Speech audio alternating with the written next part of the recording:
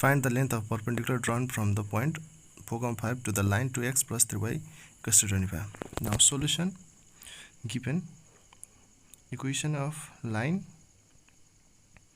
equals to 2x plus 3y equals to 25, 2x plus 3y minus 25 equals to 0.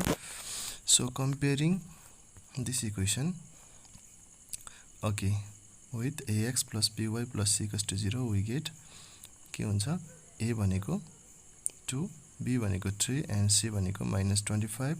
So now point के दिएको छ, x1 y1 हामीलाई दिएको छ 4,5. now perpendicular distance निकाल्नु पर्नेछ. So the length of perpendicular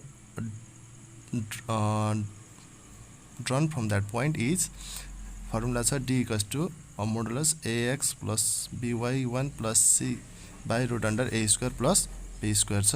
So to x1 भनेको 4 छ, b भनेको 3, y1 भनेको 5, c भनेको 25 minus 25. So हामीले यसरी minus 25 लेख्ने. root under a square भनेको 2 को स्क्वायर प्लस root 3 को स्क्वायर, 4 to 8, 3 5 15 minus 25, root 2 को स्क्वायर 4, 3 को स्क्वायर 9. त्यसरी अब हामी सम गर्दाखेरि minus 2 हुन्छ. So distance cannot be negative, so 2 by root under 13 units.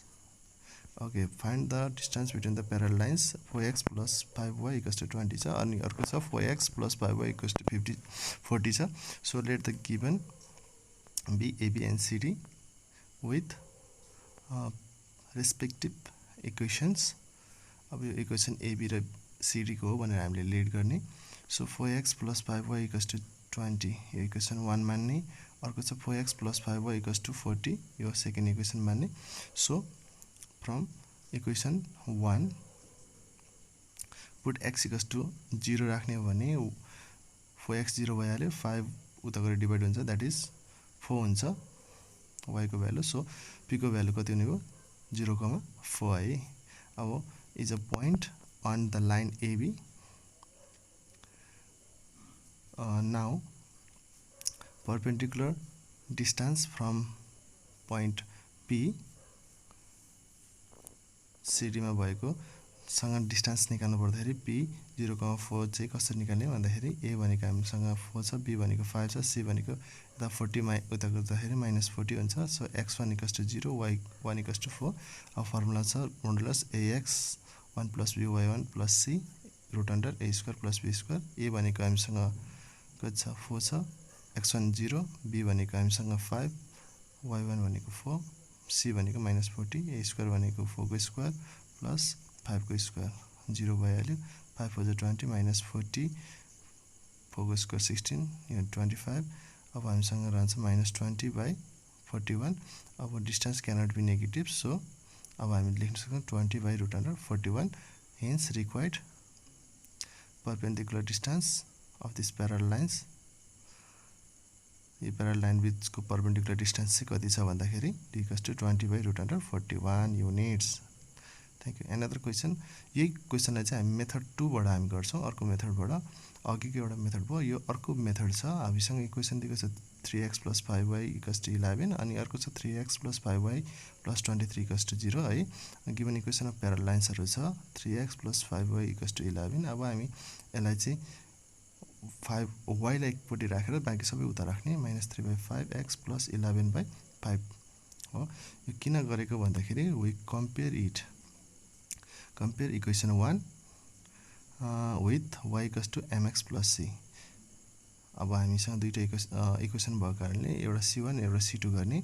So m भनेको -3/5 भयो, c1 भनेको 11/5 भयो. अगेन अर्को इक्वेसन हामीसँग के थियो, 3x + 5y + 23 = 0. यसमा पनि अब हामीले y यताबाट राखेर बाँकी सबै उता लाने.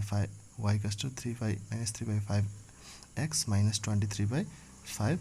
सो यसलाई पनि त्यही जस्तो कम्पेयर गर्ने. y = comparing it with y = mx + c2 है. we get m भनेको -3/5 भयो, सेम हुन्छ प्यारल लाइन्सको. सो c भनेको -23/5 भयो. देन परपेन्डिकुलर लेन्थ बिट्विन या डिस्टेन्स बिट्विन दिस प्यारल लाइन्सको फर्मुला छ हामीसँग +- c1 - c2/√1 1 plus m square हो प्लस माइनस c1 भनेको कति छ 11/5 c2 भनेको 23/5 छ माइनस भनेर बीचमा प्लस गरिदिन सकिन्छ अब m भनेको कति छ -3/5 को स्क्वायर 11 प्लस 23/5 किनकि डिनोमिनेटर सेम छ सो 3 को स्क्वायर 9 5 को स्क्वायर 25 प्लस माइनस अब 34/5 अब हामीसँग 25 प्लस 9/25 भयो इक्वल्स टु प्लस माइनस 34/5 अब हामी 25 लाई 5 गर्न सकिन्छ रुट अन्डर 25 भनेको 5 हो अनि 25 प्लस 9 भनेको 34 हो 34 लाई हामी रुट अन्डर 34 इन्टु 34 गर्न सकिन्छ तलमाथि क्यान्सल देयरफोर डिस्टेन्स भनेको root under 34 units thank you for watching